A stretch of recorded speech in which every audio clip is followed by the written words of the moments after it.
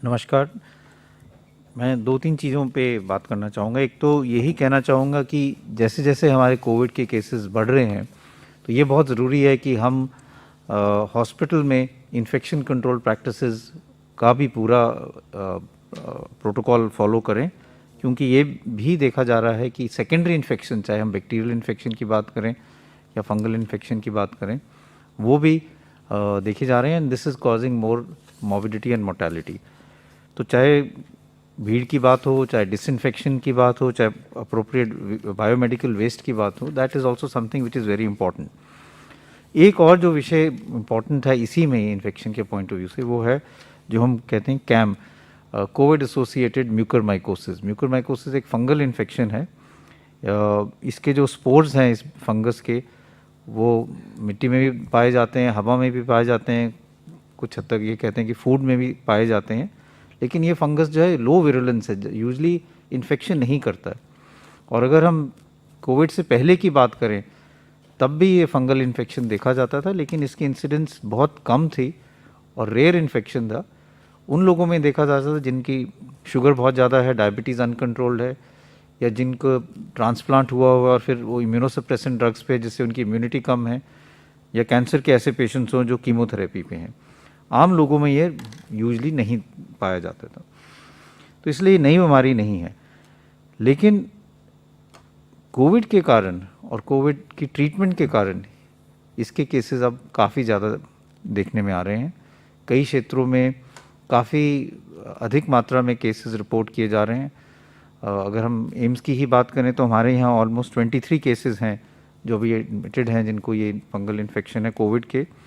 20 उनमें से अभी भी कोविड पॉजिटिव हैं और 3 कोविड नेगेटिव हैं। और कई राज्य ऐसे हैं जिनमें 400-500 से ज़्यादा केसेस उन्होंने रिपोर्ट किए हैं कोविड के, उनके पास अभी पॉजिटिव हैं। ये जो बीमारी है वो या तो फेस को अफेक्ट करती है, जिसको हम कहते हैं राइनो ऑर्बिटल सेरेब्रल म्यूकरमाइकोसिस, जिसके कारण नाक में, आँख की जो ऑर्बिट है उसमें या ब्रेन के अंदर इन्फेक्शन फैल सकता है, जिससे लोगों की विजन भी जा सकती है, आँख की रोशनी जा सकती है, और कुछ हद तक कभी ब्रेन में भी इन्फेक्शन हो सकता है। साथ में ये फेफड़े में भी फैल सकता है, जिसको हम कहते हैं पल्मोनरी म्यूकरमाइकोसिस। दोनों में कुछ लक्षण हैं, जैसे अगर राइनो ऑर्बिटल सेरेब्रल म्यूकरमाइकोसिस है तो हेडेक हो सकता है, सिर में दर्द हो सकती है, नाक ब्लॉक हो सकता है, नाक से सिक्रीशंस आ सकती हैं जो हरे रंग की हो, या नाक से खून आ सकता है, या एक चेहरे में सेंसेशन कम हो सकती है, एक साइड में चेहरे में सोजिश हो सकती है, या स्किन में डिस्कलरेशन हो सकता है। अगर फेफड़े में हो तो बुखार हो सकता है, छाती में दर्द हो जाती है, खांसी होती है, खांसी में खून आ सकता है। लेकिन मोस्ट इम्पॉर्टेंट इशू ये है कि ये फंगल इन्फेक्शन अब ज़्यादा क्यों देखा जा रहा है और उसके क्या कारण है और क्या प्रिवेंटिव एस्पेक्ट्स हम कर सकते हैं। एक तो ये है कि जो कोविड इन्फेक्शन है उसके कारण भी ये एक रिस्क फैक्टर है। कोविड इन्फेक्शन में जो हमारे अगर हम ब्लड काउंट्स देखें तो एक सेल लाइन जो है, जिसको हम लिम्फोसाइट्स कहते हैं, वो कम हो जाते हैं, लिम्फोपीनिया हो जाता है। तो उसके कारण बॉडी में जो CD4 CD8 सेल्स हैं वो कम होते हैं, और उसके कारण अपॉर्चुनिस्टिक इन्फेक्शन, फंगल इन्फेक्शन के चांसेस बढ़ जाते हैं। ये फर्स्ट वेव में भी देखा गया था, और अगर हम 2003 सार्स की बात करें तो तब भी अगर डेटा देखें तो तब भी फंगल इन्फेक्शन कुछ हद तक ज़्यादा रिपोर्ट किया गया था। लेकिन इस दफ़ा जब हम इसको ज़्यादा देख रहे हैं, उसके कारण दो और हैं। एक कारण ये है कि कई ऐसे पेशेंट्स हैं जिनको डायबिटीज़ है, शुगर की तकलीफ़ है, और अगर वो कंट्रोल ना हो तो उनमें भी ये फंगल इन्फेक्शन के चांसेस ज़्यादा होते हैं। और तीसरा जो बहुत इंपॉर्टेंट कारण है, miss use of steroids. Steroids जो पेशेंट्स ले रहे हैं, जिनको डायबिटीज़ हैं और साथ में कोविड है, अगर ये तीनों चीज़ें इकट्ठी मिल जाएं तो वो चांसेस ऑफ फंगल इन्फेक्शन एकदम बढ़ जाते हैं। इसलिए इसको रोकने के लिए सबसे पहले तो मिस यूज़ ऑफ स्टीरॉयड जो है वो हमें कम करना पड़ेगा। और जैसे पहले भी कहा था कि जो पेशेंट जिनको माइल्ड डिजीज़ है, जिनको ऑक्सीजन की ज़रूरत नहीं है, और जिनको अर्ली स्टेज में जो कोविड इन्फेक्शन है, उनमें स्टीरॉयड्स देने से नुकसान ज़्यादा है, फ़ायदा कोई नहीं है। जो रिकवरी ट्रायल है उसने भी यही दिखाया था कि अगर हम स्टीरॉयड्स माइल्ड पेशेंट्स में देते हैं तो मॉर्बिडिटी और mortality because of secondary infection ज़्यादा होता है। इसलिए अगर किसी को कोविड है और माइल्ड इन्फेक्शन है, बुखार है, सैचुरेशन मेंटेन्ड है, खांसी है, लेकिन और कोई ऐसे लक्षण नहीं है कि ऑक्सीजन कम हो रही है, तो स्टीरॉइड्स नहीं देने चाहिए, क्योंकि उससे आगे जाके फंगल इन्फेक्शन के चांसेस हो सकते हैं, स्पेशली अगर उनको, उस व्यक्ति को डायबिटीज़ भी है। दूसरा है डायबिटीज़ या शुगर कंट्रोल, वो बहुत ज़रूरी है, क्योंकि जिन लोगों का शुगर कंट्रोल नहीं होता उसमें ये फंगल इन्फेक्शन ज़्यादा पाया जाता है। तो ये बहुत ज़रूरी है कि जिन लोगों को भी डायबिटीज़ हैं या जो स्टीरॉइड्स ले रहे हैं वो अपना शुगर चेक कराएं, क्योंकि कई दफ़ा किसी को ये पता नहीं होता कि मेरे को शुगर की तकलीफ़ है, स्टीरॉइड्स ले तो एकदम शुगर 300-400 पहुंच जाती है। तो इसलिए अपना शुगर भी मॉनिटर करें, और अगर डायबिटीज़ है तो और भी ज़्यादा ज़रूरत है कि जब कोविड इन्फेक्शन है या आप स्टीरॉइड्स ले रहे हैं तो शुगर को रेगुलरली मॉनिटर करें। तीसरी चीज़ ये है कि मास्क अपना लगा के रखें। जैसे मैंने कहा, ये स्पोर्स हैं, हवा में भी इसके फंगस हो सकता है। मास्क लगाना ज़रूरी है, स्पेशली अगर आप कोई कंस्ट्रक्शन साइट पे जा रहे हैं जहाँ पे इसके फंगस के चांसेस ज़्यादा हो सकते हैं। तो ये बहुत ज़रूरी चीज़ है कि अगर हम स्टीरॉयड ले रहे हैं तो उसको मिसयूज़ ना करें।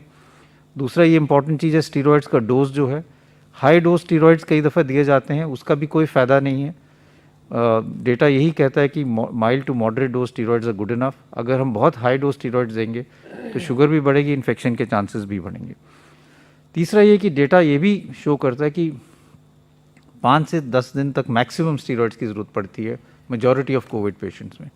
बहुत लंबे टाइम स्टीरॉयड्स देने से भी sugar control becomes more difficult, और ये जो फंगल इन्फेक्शन है इसके चांसेस भी बढ़ जाते हैं। तो मैं यही कहना चाहूँगा कि इनके केसेस अब ज़्यादा रिपोर्ट किए जा रहे हैं, and we must work aggressively कि हम इसके केसेस कम करें। और दूसरी ये भी इम्पॉर्टेंट चीज़ है कि इसको सस्पेक्ट जल्दी किया जाए, जिससे आगे जाके लॉस ऑफ विजन या और कोई सीरियस इन्फेक्शन ब्रेन में ना हो। तो इसलिए अगर आपको जब भी कोई पेशेंट डिस्चार्ज होता है तो जो मैंने लक्षण बताएं, अगर किसी को कोई भी ऐसे लक्षण हो तो डॉक्टर से ज़रूर संपर्क करें, अपना शुगर कंट्रोल करें, और अपनी स्टीरॉयड्स अगर अननेसेसरी हैं तो उसको बंद करना चाहिए। फाइनली मैं एक ये कहना चाहूँगा कि as part of ongoing activities, क्योंकि हम ये चाह रहे हैं कि covid management should now reach out to all parts, specially rural India. तो रूरल इंडिया में कोविड मैनेजमेंट के लिए ट्रेनिंग के लिए ministry of health and family welfare और एम्स न्यू दिल्ली ने प्रोग्राम शुरू किए थे 30 अप्रैल से 13 मई तक। मेंटरिंग इंस्टीट्यूट्स के लिए नेशनल सेंटर्स ऑफ एक्सीलेंस जो रीजनल और स्टेट लेवल पे हैं, और उसमें कई चीज़ों पे वेबिनार्स हुए हैं, होम आइसोलेशन पे, मेडिकेशन फॉर होम आइसोलेशन पे, प्लाज्मा पे, ऑक्सीजन पे, वेंटिलेशन और आईसीयू मैनेजमेंट पे, ट्रीटमेंट पे, टेस्टिंग पे भी हुआ है, डायबिटीज़ के मैनेजमेंट पे भी, और एक्सरे के और रेडियोलॉजी पे भी वेबिनार्स हुए हैं। अब इन रीजनल सेंटर्स को खुद आगे जाके वेबिनार्स करने हैं, और अपने एरिया में, चाहे वो प्राइवेट सेक्टर में हो या पब्लिक सेक्टर में हो, सब डॉक्टर्स को वहाँ ट्रेन करना है, जिससे रूरल इंडिया में भी कोविड मैनेजमेंट की पूरी स्ट्रैटेजी जो है वो एकदम परफेक्ट हो, और मैनेजमेंट जो है वो बिल्कुल आइडियल हो एज़ पर इंटरनेशनल गाइडलाइंस। तो ये 3 चीज़ें हैं, पर एक तो training and rural area, good infection control practice in hospitals, और प्रिवेंशन ऑफ फंगल इन्फेक्शन जो हम ज़्यादा देख रहे हैं, और ये कोविड के साथ साथ इसके इंसिडेंट्स बढ़ रहे हैं of mucormycosis. Thank you very much.